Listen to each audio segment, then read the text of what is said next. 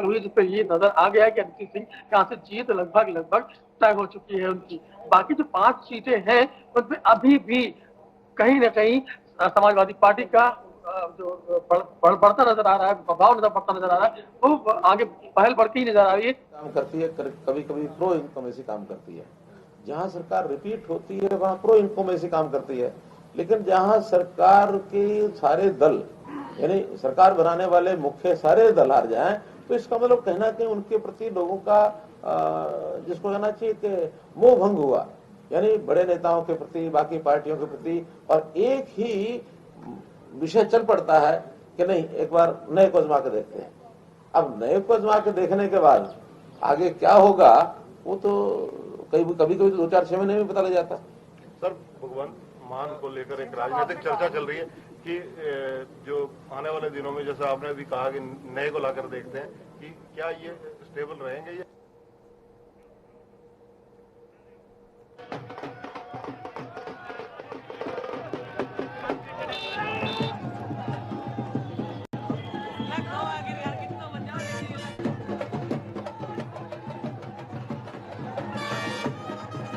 अब एक बार फिर से रुक कर लेते हैं लखनऊ का। अनूप सिंह हमारे सहयोगी वहां से जुड़े हुए हैं और अनूप, आपसे जानना चाहेंगे जैसे जैसे वक्त आगे बढ़ रहा है, अब मुश्किल से आधा घंटे का वक्त शेष रह गया है जबकि योगी आदित्यनाथ वहां पर पहुंचेंगे और धीरे धीरे भीड़ तो बढ़ ही रही होगी अनूप, लेकिन थोड़ा सा जो लखनऊ में जो नतीजे इस वक्त सामने आ रहे हैं, जितनी विधानसभा सीटें वहां पर, उसके बारे में थोड़ा सा प्रकाश डालेंगे हमारे दर्शकों के लिए।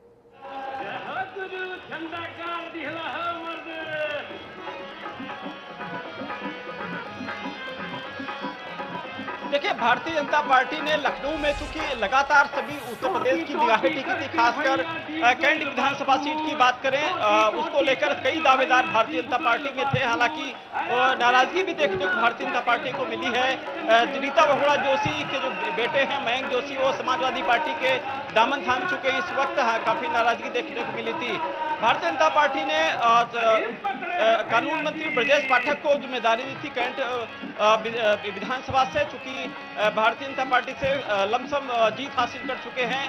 सरोजिनी नगर ईडी के ज्वाइंट डायरेक्टर राजेश्वर सिंह मैदान में उतरे थे, वहां से भारतीय जनता पार्टी जीत हासिल कर चुकी है। इसी तौर पे तो इसी प्रकार से आशुतोष टंडन, क्योंकि लखनऊ की पुरानी सीट है, ये लालजी टंडन की सीट थी, कभी इस पे अटल बिहारी वाजपेयी भी लड़ा करते थे, तो उस पर एक ऐतिहासिक जीत निश्चित तौर पे जीत के पास पहुंच चुकी है, क्योंकि वहां पर पुराने लखनऊ का जो सिया वोट, जो बेस वोट है, वो भारतीय जनता पार्टी के खाते में हमेशा जाता है। तो लखनऊ की जो सीटें हैं वो लगातार भारतीय जनता पार्टी के पक्ष में रुझान आ रहे हैं। हालांकि जो उत्तर की सीट है, लखनऊ उत्तर की नीरज बोरा की, वो सीट फंसी हुई है अभी। वहां की जो समाजवादी पार्टी की जो प्रत्याशी हैं पूजा शुक्ला, वो अपनी काफी बड़ी बढ़त बनाए हुए हैं, उसको कहीं न कहीं नीरज बोरा संघर्ष कर रहे हैं। तो लखनऊ के जो सीटें भारतीय जनता पार्टी की थी, मुझे लगता है वो दोहरा नहीं पाएंगे जिस तरीके से बड़ी जीत भारतीय जनता पार्टी की हुई थी। लेकिन ये कहा जा सकता है कि जिस तरीके से एक चुनाव से पहले एक तस्वीर सामने आई थी कि भारतीय जनता पार्टी को संघर्ष करना पड़ेगा, भारतीय जनता पार्टी की सबसे बड़ी जो खूबी है वो प्लानिंग उसकी बहुत अच्छी है, क्योंकि जिस तरीके से जमीन से प्लानिंग करते हैं, आपने देखा होगा उत्तर प्रदेश में सबसे बड़े राजनीतिक परिवार की बहू अपर्णा यादव का मैं जिक्र करना चाहूंगा। उनके घर से तोड़ के भारतीय जनता पार्टी में शामिल कराया था, और भारतीय जनता पार्टी में लखनऊ जब जिस फेस पे चुनाव था उसके 2 दिन पहले तक भारतीय जनता पार्टी में चाहे तमाम जो पार्टी के जो नेता हैं वो लगातार भारतीय जनता पार्टी में शामिल हो रहे थे। दूसरी बात सबसे बड़ी भारतीय जनता पार्टी की रही कि भारतीय जनता पार्टी में जो नाराज थे वो कहीं बाहर नहीं गए, वो भारतीय जनता पार्टी में ही रहे। खासकर स्वाति सिंह की बात करना चाहूंगा। स्वाति सिंह का पूर्व मंत्री, वर्तमान में मंत्री थी, उनको टिकट नहीं दिया गया, नाराजगी थी, लेकिन वो बाहर नहीं गई। ठीक उसी प्रकार से जो और भी तमाम जो भारतीय जनता पार्टी के विधायक थे जिनका वोट काट दिया, जिनका टिकट काट दिया गया, लेकिन वो बाहर नहीं गए। समाजवादी पार्टी में इसके उल्टा हुआ। समाजवादी पार्टी ने जिस अपने प्रत्याशी का टिकट काटा वो सीधे समाजवादी पार्टी को हराने के लिए भाजपा में आ गया। तो ये समाजवादी पार्टी का कहीं न कहीं ये फेलेवर रहा है। और भारतीय जनता पार्टी से चाहे तीनों नेताओं का नाम लेना चाहेंगे, चाहे स्वामी प्रसाद मौर्य की बात करें या धर्म सिंह सैनी की बात करें या दारा सिंह चौहान की बात करें, हार कंगार पर पहुंच गए हैं। तो ये कहा जा सकता है कि भारतीय जनता पार्टी जो बेस वोटर है वो मोदी और योगी के चेहरे पर लड़ाई हुई है। दूसरा सबसे बड़ा जो कारण रहा है कि जो केंद्रीय नेतृत्व ने चयन किया प्रत्याशियों का, वो एक बहुत अच्छा था, क्योंकि भारतीय जनता पार्टी के सामने कोई चुनौती कम नहीं थी, क्योंकि किसान एक बड़ा मुद्दा था उत्तर प्रदेश का। किसान के साथ साथ बेरोजगारी एक बड़ा मुद्दा था, क्योंकि कोरोना काल में जिस तरीके से लोगों की नौकरी गई, लोग अपने घरों में बैठ गए और जिस तरीके से एक आफत सी उत्तर प्रदेश में आपदा सी आई थी, सरकार ने संघर्ष जरूर किया, लेकिन उन गरीबों का साथ दिया जिनके घर में अनाज नहीं था, जो भूखमरी के कगार पे पहुंच गए थे, वहां तक भारतीय जनता पार्टी ने रास्ते पहुंचाया। और यही वजह है कि भारतीय जनता पार्टी को जो जमीनी जो लोग थे, जो गरीब तबके के लोग हैं, उन लोगों ने भारतीय जनता पार्टी को पसंद किया है। और लगातार जिस तरीके से ओबीसी और एससी की हम लोग बात करते थे कि जो जातिगत समीकरण है वो कहीं न कहीं माहौल बिगाड़ सकते हैं, क्योंकि ओम प्रकाश राजभर को एक पूर्वांचल में करीब कई सीटों पर एक दबा रहता है। उनका जो बेस वोट है वो भारतीय जनता पार्टी में जब पिछले 2017 में जब भारतीय जनता पार्टी के साथ लड़ाई किया था, तो एक निकल कर सामने आए थे, उनका बेस वोट भी दिखाई पड़ा था। यही वजह थी कि समाजवादी पार्टी ने उनको तत्काल प्रभाव में अपने पार्टी में शामिल करा था अखिलेश यादव ने। और अखिलेश यादव को शामिल कराने के बाद अखिलेश यादव जिस तरीके से उनकी भूमिका थी कि उत्तर प्रदेश में ओबीसी जो वोटर है वो उनके पाले में जाएगा, ठीक उसी प्रकार से अखिलेश यादव को सबसे जो माइनस पॉइंट में बात कही कि उनके फ्रस्ट्रेशन है वो सामने बार बार दिखा, चाहे मीडिया से झगड़ने की बात करें या उनके तमाम ऐसे बयान हैं वो देश के खिलाफ थे, लोगों के खिलाफ थे। क्योंकि 2019 की लड़ाई भी हमने देखी है, देश पर चुनाव हो गया था और यही उत्तर प्रदेश की जो जनता है वो जातिवाद का जो आंकड़ा था उसको तोड़ दिया था, उसकी बैरिकेडिंग को तोड़ दिया था। तो ये भी एक मायने निकाला जा सकता है, क्योंकि मुख्तार अंसारी के बेटे का जो वीडियो वायरल हुआ था, उसने साफ तरीके से संदेश दिया था, खुले मंच पर कहा था कि उत्तर प्रदेश में अगर अखिलेश यादव की सरकार बनती है और अखिलेश यादव से उनकी बात भी हुई है, अगर सरकार आती है तो जो उत्तर प्रदेश में अफसर हैं उनका ट्रांसफर नहीं होगा, उनसे हिसाब होगा। तो इसका कहीं न कहीं मैसेज जनता के जो बीच गया, वो भी कहीं न कहीं बीजेपी के लिए रामबाण के तरीके से काम किया है। तो तमाम जो चीजें हैं, एक चुनाव में एक बयान काफी मायने रखता है। भारतीय जनता पार्टी के जो नेता थे उनके जो जवाब थे या फिर बयान थे वो काफी नपे तुले थे, जनता के हित में थे, लेकिन वही समाजवादी पार्टी के अंतोले बयान आ रहे थे, चाहे देश को लेकर के हो या तमाम उनके जो जिम्मेदार जो नेता हैं उनके बयानों की बात करें। सबसे बड़ा जो मैसेज गया भारतीय जनता पार्टी ने दिया कि जो वोटरों को लेकर के जो प्रत्याशियों की जो एक लिस्ट तैयार की, उसमें अपराधी को खात्मा किया है। और समाजवादी पार्टी में अखिलेश यादव ने जिताऊ प्रत्याशी की तलाश की, वो चाहे भले ही अपराधी किस्म का हो या चाहे जितने मुकदमे उस पर लदे हुए हैं, अखिलेश यादव ने अपनी जीत सिर्फ देखी है और उसको जनता ने मुझे लगता है नकार दिया है। हालांकि समाजवादी पार्टी की बढ़त पिछले 2017 से हुई है। अब वर्तमान और हालात की बात करें, जिस तरीके से वोटिंग प्रतिशत लगातार आ रहे हैं, तो 270 सीटों पर भारतीय जनता पार्टी बढ़त बना चुकी है। वहीं अगर समाजवादी पार्टी की बात करें तो अभी तक 129 सीटों पर आगे चल रही थी, अब 128 सीट पर रह गई है, यानी जो आंकड़ा है अभी घट बढ़ सकता है। और वहीं बीएसपी और कांग्रेस की भी बात कर लेते हैं तो एक सीट 2 सीट पर अटके पड़े हैं। यानी प्रियंका गांधी वाड्रा ने जिस तरीके से उत्तर प्रदेश में महिलाओं को लेकर एक हुजूम इकट्ठा किया था, एक संदेश दिया था कि कांग्रेस महिलाओं को सामने लाएगी, महिलाओं को एक जनाधार मिलेगा, आधी आबादी पर कहीं न कहीं प्रियंका गांधी का जो जादू है वो चलेगा। मुझे लगता है महिलाओं ने उनको पसंद नहीं किया और खासकर जो पोस्टर गर्ल थी कांग्रेस में, उनका भी जिक्र करना चाहूंगा। 5 पोस्टर गर्ल थी, उनको लेकर भारतीय जनता पार्टी में 3 पोस्टर गर्ल टूट कर आ गई। चाहे वो प्रियंका मोरा की बात करें या वंदना की बात करें, वो इस तरीके से टूट कर आ गई। इसका मैसेज भी काफी जो कांग्रेस के खिलाफ गया है। तो प्रियंका गांधी ने संघर्ष किया, अपनी पार्टी को खड़े करने की कोशिश की, लेकिन उस हद तक नहीं पहुंच पाई कि उत्तर प्रदेश में सीट उनकी आ पाए ज्यादा से ज्यादा। ये है कि एक तरीके से प्रियंका गांधी ने जो वोटर्स को है उसको अपने पास में किया है। अब देखना है जो आखिरी परिणाम आएगा कि किस उस पर पाले पर पहुंच पाते हैं, क्योंकि रायबरेली की बात करें, अमेठी की बात करें, सब जगह से जो कांग्रेस का वोटर है वो खिसक चुका है, वो भारतीय जनता पार्टी में कहीं न कहीं जाते हुए दिखा है। तो अब संघर्ष को लेकर के कहीं न कहीं विराम लग रहा है।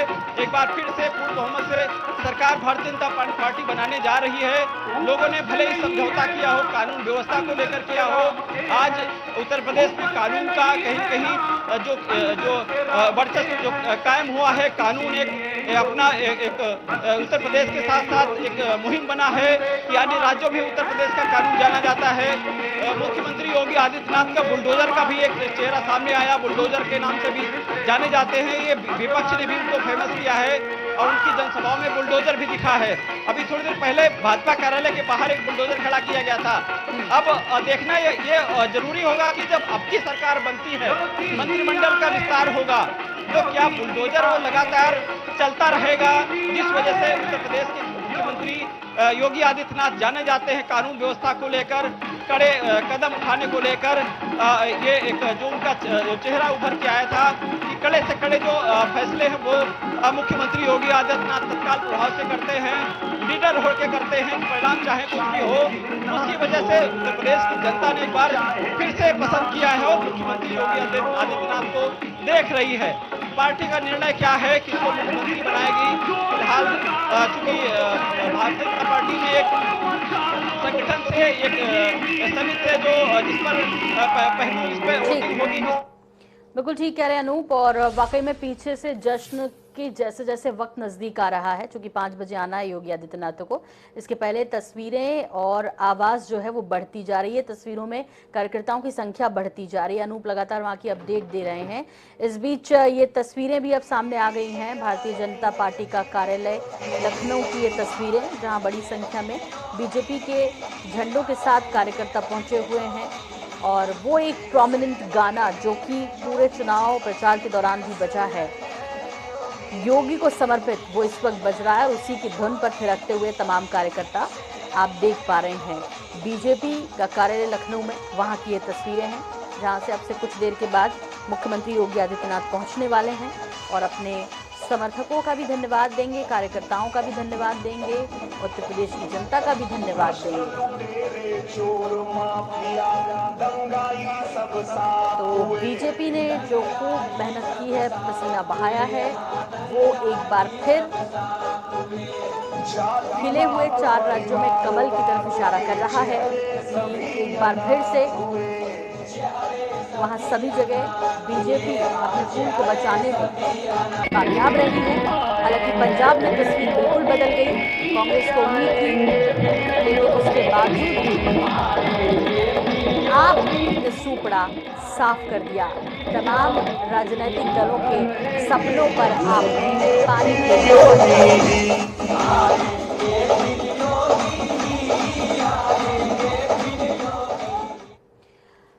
और लगातार आपको अपडेट दे रहे हैं। 5 राज्यों में हो रही मतगणना से संबंधित एक छोटे से ब्रेक का वक्त है, जल्द लौट रहे हैं, बने रहिए हमारे साथ। ब्रेक के बाद स्वागत है। एक बार सीधे रुख कर लेते हैं। इस वक्त की बड़ी खबर यही है कि कैलाश विजयवर्गीय पुष्कर सिंह धामी के साथ हैं, जो कि प्रेस से बात कर रहे हैं। उत्तराखंड में आपको बता दें पुष्कर सिंह धामी चुनाव हार गए हैं। ये सीधी तस्वीरें वहां से हैं।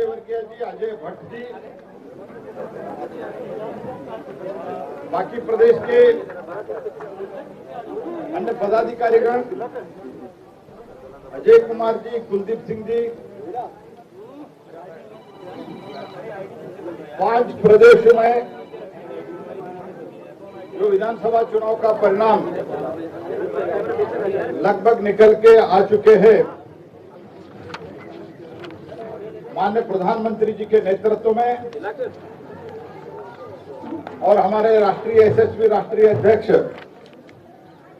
नड्डा जी के नेतृत्व में हमने चौका मारा है, बाउंड्री।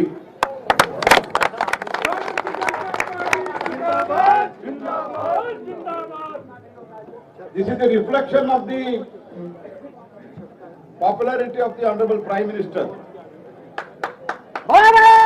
प्रधानमंत्री जी का जो लोकप्रियता है इसके लिए साक्षी है।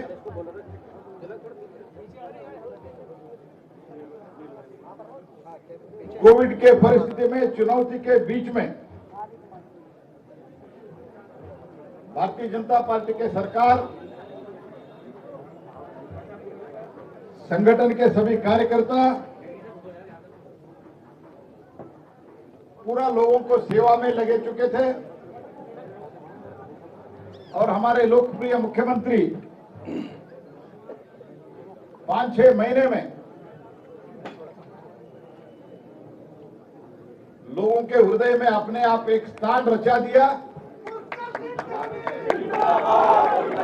लोग सहर्ष से, प्रदेश के लोग पुष्कर जी का चेहरा बहुत सहर्ष से स्वीकारा। जिंदाबाद जिंदाबाद। और इसी कारण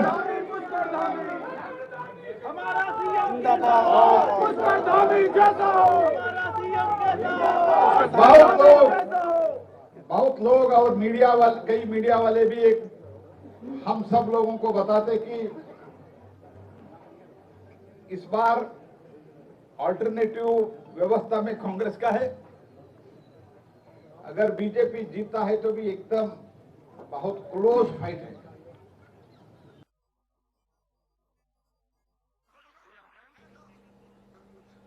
तो पुष्कर सिंह धामी और उनके साथ बीजेपी के तमाम बड़े नेता कैलाश विजयवर्गीय भी वहां पर मौजूद हैं।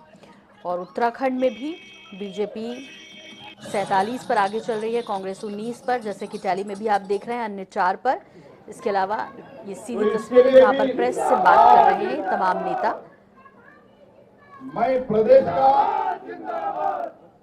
उत्तराखंड और चारों प्रदेश का लोगों को मैं भारतीय जनता पार्टी के तरफ से, भारत सरकार के तरफ से मैं धन्यवाद समर्पित करता हूं। और ये उत्तराखंड में मोदी जी के और धामी जी के नेतृत्व में और नड्डा जी के मार्गदर्शन में एक नया इतिहास है।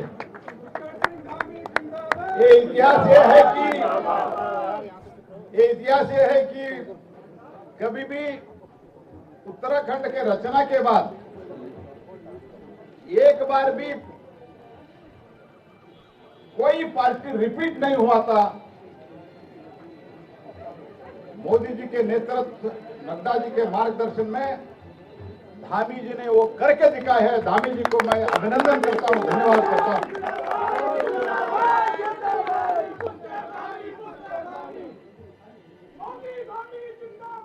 मैं इतना ही कहना चाहता हूं, जो वादा इस 7-8 महीनों में पार्टी ने किया है और धामी जी के द्वारा धामी जी ने किया है, वो पूरे से पूरा हम एग्जीक्यूट करेंगे, इंप्लीमेंट करेंगे। जन विकास काम में 21वीं शताब्दी का तीसरा दशक वो उत्तराखंड का दशक होगा। जो प्रधानमंत्री कहा है वो अक्षरशः हम लागू करेंगे, मैं वादा करता हूं।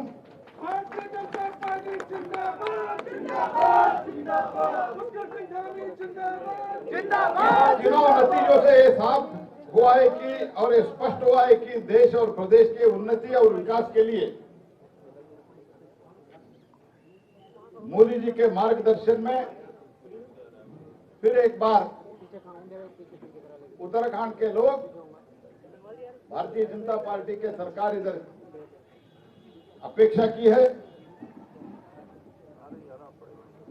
इसलिए कांग्रेस तो सारे 5 प्रदेश जहां चुनाव हुआ था उधर साफ हुआ है। नरेंद्र मोदी जिंदाबाद, जिंदाबाद, जिंदाबाद।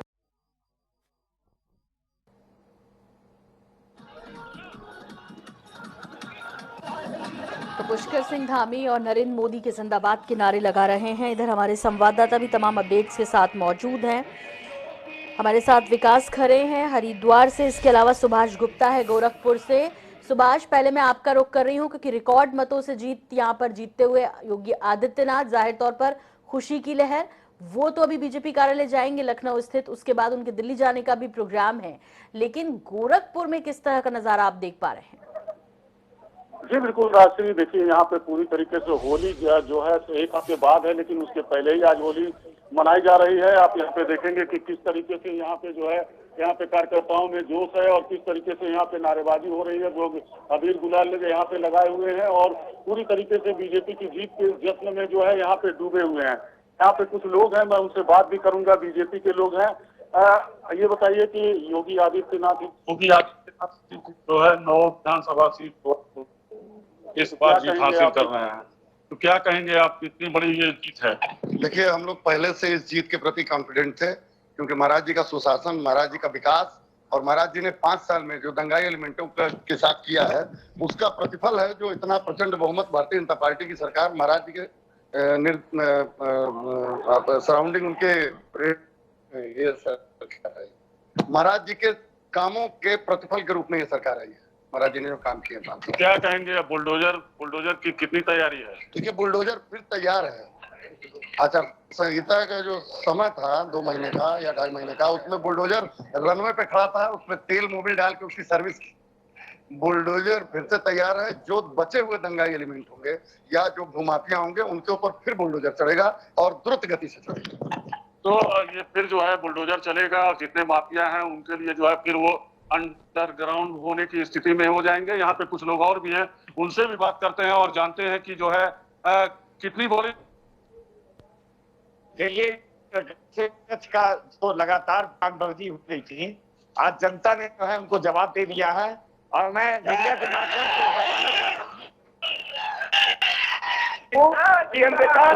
अंधकार वो संसार जहाँ साहित्य साथ नहीं, अब मुर्दा वो देश मुर्दा वो संसार जहाँ योगी आदित्यनाथ नहीं। और इस उत्तर प्रदेश की जनता ने विपक्षियों को जो है करारा जवाब दिया है और इनका सुपड़ा साफ करने का काम किया है। पूरी तरीके से कार्यकर्ता उत्साहित हैं और विधानसभा में पूरी तरीके से और मुख्यमंत्री योगी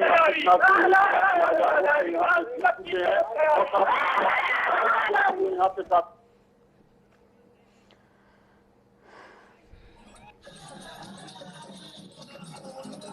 तो जश्न हर तरफ दिखाई दे रहा है और यूपी में कई रिकॉर्ड तो योगी ने तोड़े ही हैं।